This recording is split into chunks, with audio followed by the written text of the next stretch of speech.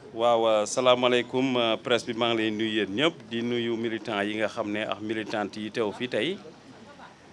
ndax ñun dañu woote woon ci ndigalu président de la république secrétaire général national de l'alliance pour la république le président Macky Sall moom moo taxoon ñu oote ndax daf ñu oowoon il y a de cela 2 semaines à la permanence du parti mu am directive yu mu ñu jox mu ne dafa bëgg donc ñu animer waat parti bi. ñu renforcer waat unité parti bi ñu fexe ba dox ba parti bi amaat dynamisme bi mu amoon ndax dañu am échéance yu ñu jëm ci kanam yoo xam ne dafay laaj organisation man nag ba mu ma waxee loolu aussi fi ma mën a dellu mooy ñëwaat samay militant moo oowaat leen ci assemblée générale mën a tenir point de presse pour jottali leen yóbbante président de la république président de la république gannaaw bu mu gërëmee militant yëpp nuyu ñëpp sant ñëpp di leen féliciter aussi ci taxawaay ndax moom xam na ne Tëngéej dañ ko yàgg a jàppale amul victoire boo xam ne Tëngéej dugalu ci loxoom ci manière avec la manière nag ndax bu ñu daan perte sax région de Dakar boo xoolee département de Tëngéej duñ ko perte donc Tëngéej dafa nekk benn position bu am solo bu muy occuper ci politique gu donc monsieur le président de la République représenté ko aussi sur la grande coalition présidentielle représenté ko ci Benno Bokk Yaakaar. donc moom moo ñu oowoon mu ne ñu dafa bëgg ñu lancer opération vente de carte installation comité aussi animer parti bi dem ci quartier yi demaat aussi ci base bi waxtaan ak nit ñi donc moo tax tey ma oowoon sama militant yëpp waxtaan ak ñoom pour ñu préparer wu xam ne combat bi ñu jëm comme du combat bu yomb ñëpp ñëw ñu àndaat nekk benn demaat wàccuwaat ci base bi dem seeti nit ñi waxtaan ak ñoom. jaay carte yi ba objectif yi nga xam ne moom la ñu demandé pour ñu atteindre ko Tëngéej atteindre ko largement tey boo leen xoolee tey muy mag ñëw na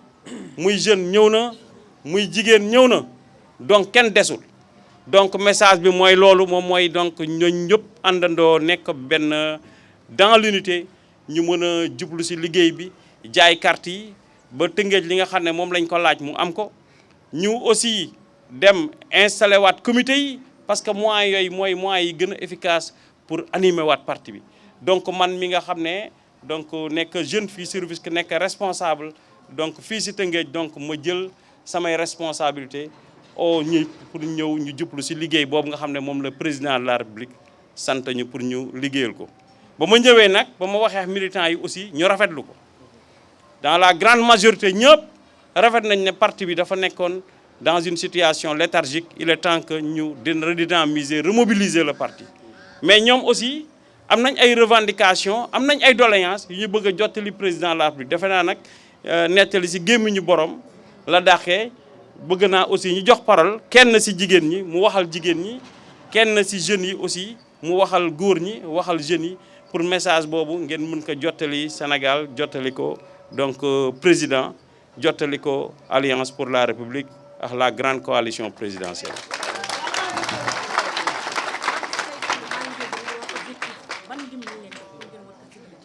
waaw parce que boo xoolee dañ ne Sénégal ñu ngi demandé président objectif bi 1,5 million cartes la laaj mais yaakaar naa ne Tëngéej rek ñun war nañ mën a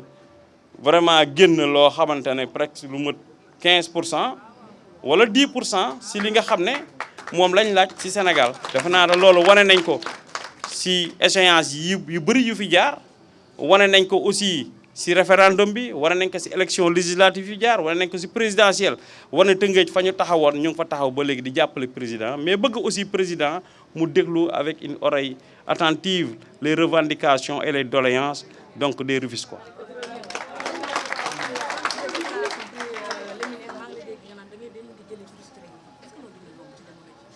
waaw dina yomb ndax frustré li koy indi rek du dara. ndax boo xoolee Tëngéej ñoom dañu ay militants lañ yoo xam ne par conviction lañ ànd ak président Macky Sall mais militant aussi dafay soxla ku ko yëg mais parti bi bu toogee lu yàgg amul kenn ku dem waxtaan ak ñoom mu am ñoo xam ne dañu amoon ay responsabilités ci parti bu ñuy am réunion duñu leen woo kenn boolewu leen ci parti bi frustration bi loolu rek moo ko indi ñu ngi nii toog gis nga fii ay responsables yoo xam ne fii Macky 2012 ba léegi bi Macky jógee 2009 ba léegi muy mag gis nga ne bëgguma lim ndax ku lim day juum mais ñoom responsable yooyu ñoo xam ne ay APR authentique mën naa lim rek ci jigéen ñi maire Kam mu ngi nii ñoom Malick ñoom Maysa ak ñi nga xam ne ñoom Alignan ñëpp ñu ngi fii ay bari mu ngi fi directeur donc lii laa doon bañ ñoom Jara donc dinaa def madame le maire ñëpp ngi fi ñoom Juliette tout le monde ku lim juum nag gis ngeen lii laa doon bañ bañ a juum daal mais de toute façon defe naa ne yéen ñëpp benn ngeen su ma waxee kenn waxal naa ñëpp te ku nekk li nga yéene sa morom te xel du doy donc dama leen di wax rek ne donc ñëpp ñu ngi fi taxaw dañu bëgg a dem seeti am na ñoo xam ne tey man maa dem seeti leen ñu ngi nii mën naa si lim kenn may sa Sall nekk responsable bu mag man maa dem jëli ko tey ay Malick a ngi nii ñoo xam dañu meroon toog dama dem wax ak ñoom may leen jëg leen waratuñu toog donc dañu war a jëg dem jàppale président mais bëgg aussi président mu gestu fàttali ko waa Tëngéej déglu leen bu baax li ñuy wax tey waaw xam nga bu ñuy wax animer parti wala redynamiser par remobiliser par dafa am ay moyens ay procédés yi ñuy utiliser politiquement procédé bi si gën a am solo nag dafa nekk vente de carte ndax vente de carte day jouer ñaari rôle benn bi mooy c'est un moyen de quantifier l'électorat même si c'est pas à 100% donc sûr mais c'est un moyen de quantification donc de l'électorat politique beneen bi mooy c'est un moyen de fidélisation politique parce que boo xoolee li gars yi di ndamoo chaque fois mooy sama carte mu ngi nii man je suis responsable te président dafa am lu muy à chaque fois mu ne station bi gën a élevé ci parti bi moom mooy nekk un militant doit détenir sa carte de membre pour montrer qu'il appartient à cette formation politique donc dañu bëgg nit ñi gën a gëm ne wane seen carte jëndal ko seen bopp ndax duñ fi jënd ku nekk yaa jënd sa carte xam ne yow fii nga adhéré donc loolu dina permettre au président d'évaluer encore son parti s'il y a des erreurs mu corriger ko xam ne ñii nga xam ne donc ñoo fa nekkoon démb ñu ngi fi ba tey mais da si am ñoo xam ne aussi dañoo xawoon gedd xaw a mer mais par malentendu lay ne wala manque de considération ñu dem seeti leen ñëpp ñëw ñu àndaat nekk benn pour jublu si liggéey bi. maa ngi tudd Adja Juliette Diminga Gomis représenté jigéenu Doudou Maïssa yëpp waaw fii tey sunu leader Doudou Maïssa Wade daf ñoo oo ñu pour propager li nga xamante ni lancement des cartes bi Macky Sall def ci siège u APR mu indi ko fii ci base bi pour propager ko ku nekk nga war a defaruwaat bi mooy animer parti bi taxawaay bu dëgër pour def face à 2024 kon ci loolu tey mu ooñu ci sunu leader Doudou Maïssa Wade jigéen ñëpp ne fi ak jeunes yi ak mag ñi taxaw di feddaliwaat sunu kóllëre ak Doudou Maïssa Wade ak le président son excellence Macky Sall di ko wax ni ci njaayum carte yooyu dañ ci fas yéenee taxawaay bu dëgër fas yéenee jaay carte yooyu ci ni mu ko bëggee ak anam bi mu ko bëggee ak anima base ba nga xamante ne les frustrés ñëpp dinañ dellusiwaat taxawaay bañ taxawoon démb ak barki démb waaye nag ci loolu it dañ ciy ñaan son excellence le président Macky Sall mu taxawu le jeune Doudou Maïssa Wade mi nga xamante ni c'est le leader politique jeune bi nekk au niveau de l'Est di animer parti bi parce que la jeunesse de Rufisque ñoom ñëpp ils sont derrière Doudou Maïssa Wade kon si loolu dañoo bëgg son excellence le président Macky Sall mu yokk ndombal tànkam mu am nu nga xamante ni noonu lay taxawee ak moom taxawaay boobu mooy booy xool Tëngéej amul ay poste DG amul ay poste de responsabilité yenn yi parce que amu fi DG defe naa ni duggagul Tëngéej kon ci loolu nag ñu ngi koy ñaan di lancer un appel di ko wax ni c'est un appel solennel le président Macky Sall ñun say wëllëre démb ak barki démb ñoo taxaw di la wax ni dañu bëgg nga may ñu doole parce que néew nañ doole ci base bi amuñu accès ci financement DER bi amuñu accès ci FONGIP amuñu accès aussi ci yenn poste yi donc ñu ngi lay wax ni sunu leader le jeune Doudou Maïssa Wade nga dooleel ko jërëjëf.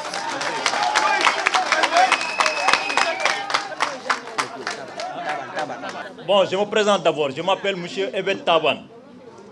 Alors, je suis le porte-parole de la jeunesse de Doudou Maïssa Wade. Notre leader Doudou Maïssa a convoqué cette assemblée générale suite au lancement de vente de cartes pour mobiliser les militants et militantes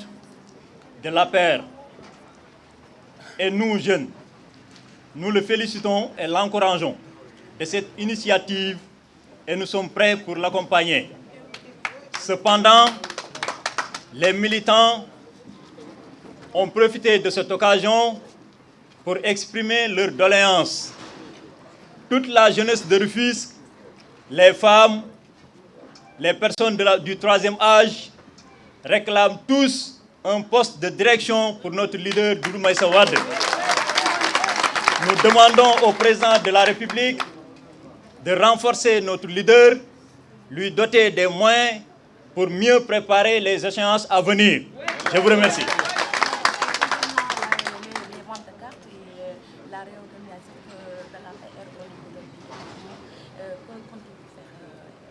Bon, ce que je vais vous dire, c'est juste ce que vient de dire mon leader.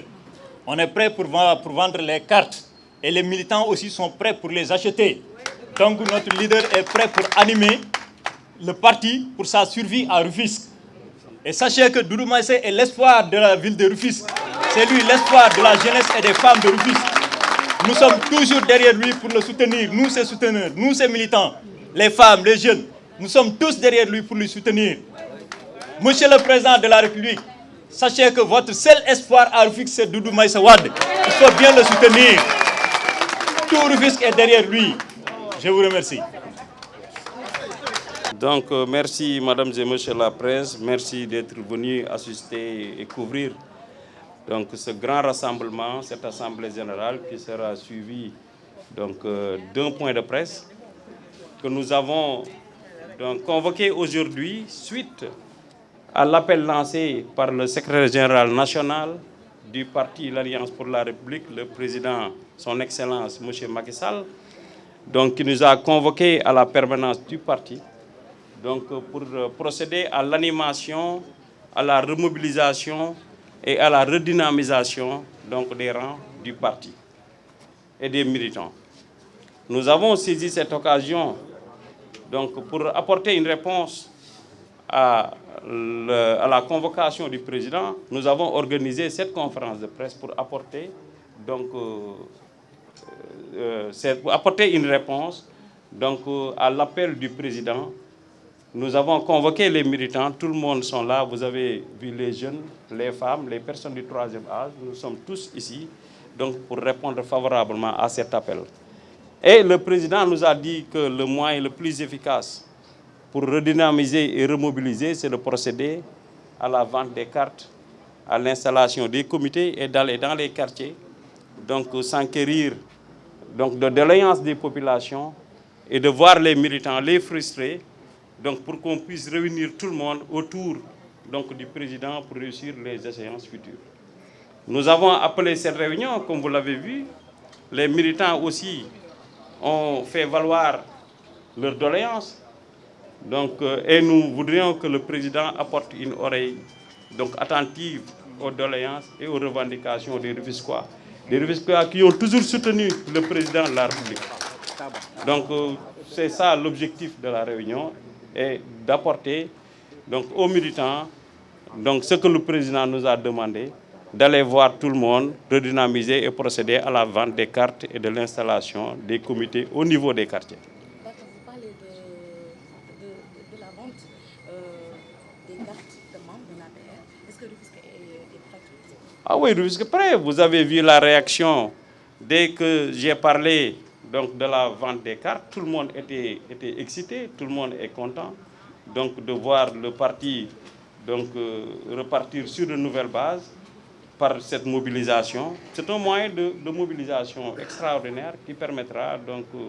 aux populations et au président de quantifier son électorat au niveau donc, de Rufisque, mais aussi de fidéliser ses militants. Parce que l'achat d'une carte de membre est une preuve qu'on adhère à ce parti politique. Les partisans, certains partisans ont pris la parole pour faire valoir les doléances. Quelles sont ces doléances? Bon, à ce que je sache, les jeunes ont demandé, je ne peux pas demander pour moi-même, les jeunes réclament un poste de direction pour le leader, moi-même, Doudou Maïssa, donc pour pouvoir apporter l'aide qu'il faut et l'assistance et l'encadrement aux jeunes. Mais aussi les femmes ont réclamé aussi des financements, le président en a déjà fait. Mais on demande encore pour que le président fasse des efforts supplémentaires à l'endroit des femmes qui se sont toujours mobilisées derrière le président et aux personnes du troisième bas et surtout aux jeunes qui demandent l'accès à l'emploi, à la formation. Mais ils ont demandé à ce que le président me dote de moyens pour pouvoir effectuer convenablement le travail. Voilà.